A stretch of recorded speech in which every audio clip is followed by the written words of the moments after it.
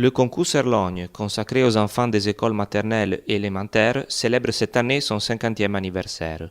C'est la commune de Fénis qui a eu le privilège d'organiser la fête de clôture de cette manifestation, qui contribue à la formation d'une nouvelle génération de patoisans et au maintien de la vivacité du patrimoine linguistique de Valdôtain.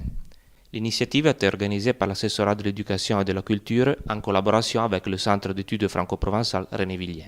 La présence d'un numéro si important de jeunes et même de très jeunes est très significative justement pour l'intérêt qui encore existe, surtout au niveau des écoles et des enseignants, des maîtresses qui vont bien aider les plus petits à être présents avec leur langue d'affection, le patois.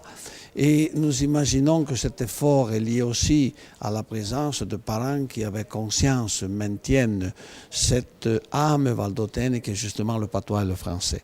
Environ 4200 participants ont été accueillis à l'ombre du château de Fénis, au Senti de Bouva. Pendant 3 jours, tout au long de la manifestation, les organisateurs ont prévu des jeux, des activités, des spectacles et des animations pour les élèves qui provenaient des écoles valdôtaines, mais aussi des autres zones du bassin linguistique franco-provençal, des vallées du Piémont, de la Savoie et de Faeto. Le thème choisi pour cette édition est « École, corps du village ». Chaque année, nous choisissons un thème. Cette année, nous avons essayé de faire travailler les enfants sur le rôle de l'école comme symbole du village, de nos hameaux, mais même des communes plus grandes, des quartiers à Aoste, et surtout le lien entre l'école et la communauté.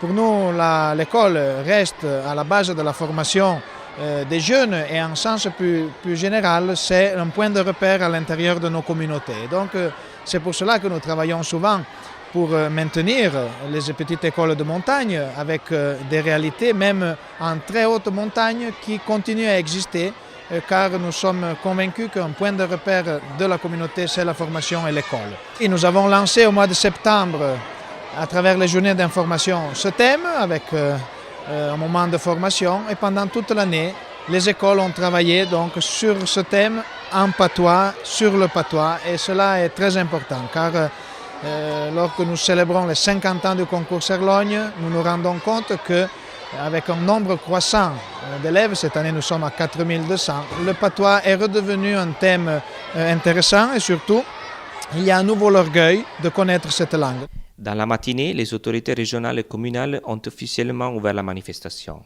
Après la traditionnelle coupure du ruban, les enfants ont participé à une cérémonie pendant laquelle ils ont eu droit à une petite surprise.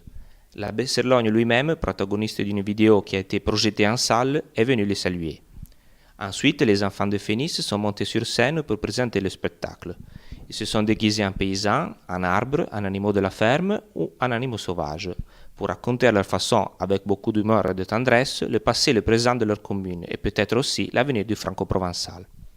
Le patois reste lié au français justement comme symbole et trésor à défendre et surtout à véhiculer aux nouvelles générations qui préparent l'avenir. Car si le patois disparaît en Vallée d'Aoste, malheureusement il risque de disparaître sur toute la terre. Donc nous sommes pratiquement dans l'ère alpine les derniers qui défendent avec bien sûr d'autres communautés mais qui n'ont pas les nombres de la Vallée d'Aoste, qui défendent cette langue vraiment comme un trésor.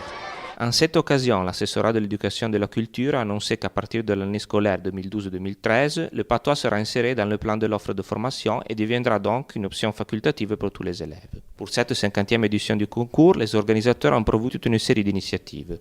L'édition d'une flamme postale, la projection du film documentaire d'Alessandro Stevanon, Cahiers, Petites écoles de montagne en Vallée d'Aoste, une messe en patois célébrée par l'évêque d'Aoste, Monseigneur Levignana, 2 expositions, la première sur les travaux du concours Serlogne et la deuxième sur les affiches qui ont marqué les 50 ans de la manifestation, mais aussi des concerts et des spectacles.